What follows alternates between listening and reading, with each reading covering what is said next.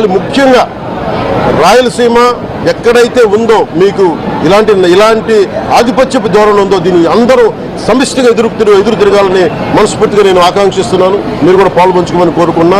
అలాగే చాలా స్పష్టమైన ఆదేశాలు ఇచ్చాం.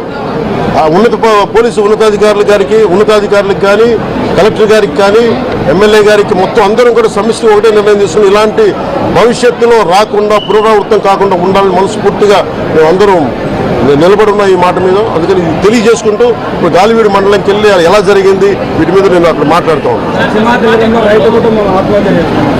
అది కూడా కలెక్టర్ దృష్టికి తీసుకొచ్చారు. ఇందాక దారిలో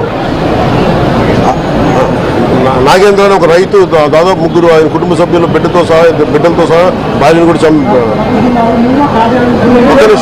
సంబంధం ఇది దృష్టికి దిగని చెప్పారు నాకు. ఇది 2 అంశాలుగా మేము చర్చిస్తున్నాం.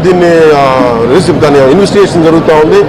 ఒకటి, అంతకు ముందు రోజే మ్యూటేషన్ మీద మేము తిరిగి ఆయన పొలం ఆయనకు వచ్చేస్తుంది. ఆయన ఎవరి దగ్గర అప్పు తీసుకున్నారంట. ఆ సదరు వ్యక్తి దగ్గర తిరిగి మ్యూటేషన్ ఆయన మీద రాయించుకోవడానికి ఆయన మ్యూటేషన్ కూడా జరిగింది. అంటే దాని అర్థం ఏంటంటే అప్పు తీర్చడానికి సంసిద్ధంగా ఉన్నారు, ఆయన దగ్గర డబ్బులు ఉన్నాయని అర్థం. ఈ పరిస్థితి ఆయన చీనీ తోటలోనే ఉరి తీసుకున్నారని చెప్పారు. చీనీ తోట కూడా కాపుకి వచ్చింది. అలాగే కొర్రల పంట వేశారు. ఆ కొర్రల పంట కూడా మొన్న హార్వెస్ట్ అయింది. దాన్ని కూడా దిగుబడి వచ్చింది, దాన్ని కూడా అమ్మేశారు. మరి ఇలాంటి పరిస్థితులు ఎందుకు జరిగిందనేది మన కలెక్టరేట్ చెప్తా ఉన్నాం, శ్రీధర్ గారు చెప్తా ఉన్నాం.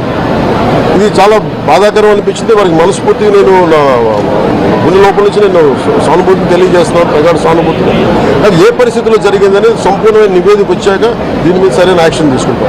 ఒకవేళ నిజంగా అప్పులు బాధ భరించలేక చనిపోయారా, అలాగే లేదంటే ఎవరైనా బలవంతంగా ఇబ్బంది పెట్టి చచ్చిపోయేలా చేశారు, ఈ కోణంలో కూడా మనకి ఇన్వెస్టిగేషన్ జరుగుతూ ఉంది.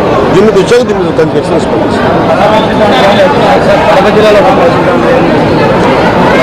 ప్రధాన సమస్య ఉంది సార్.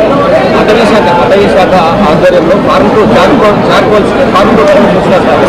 ఎక్కువగా ఇక్కడ రిజర్వ్ కన్వర్షన్ ఎక్కువ సార్, ఫారెస్ట్ రిజర్వ్ కన్వర్షన్ ఎక్కువ.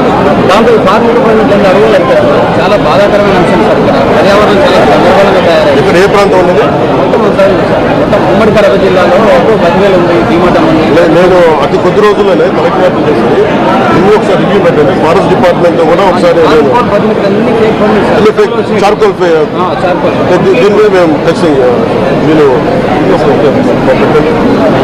100% రివ్యూ ఇక్కడికి వచ్చి మేము రివ్యూ చేస్తాం.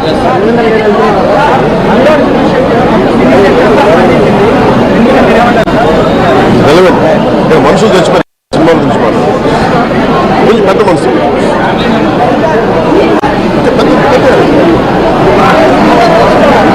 మీరు డిబేట్ మన మనుషులు చెప్తారు. Debate go beyond.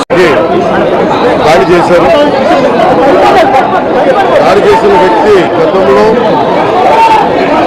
లాయరు, గతంలో ఈయన ఏపీ స్టేట్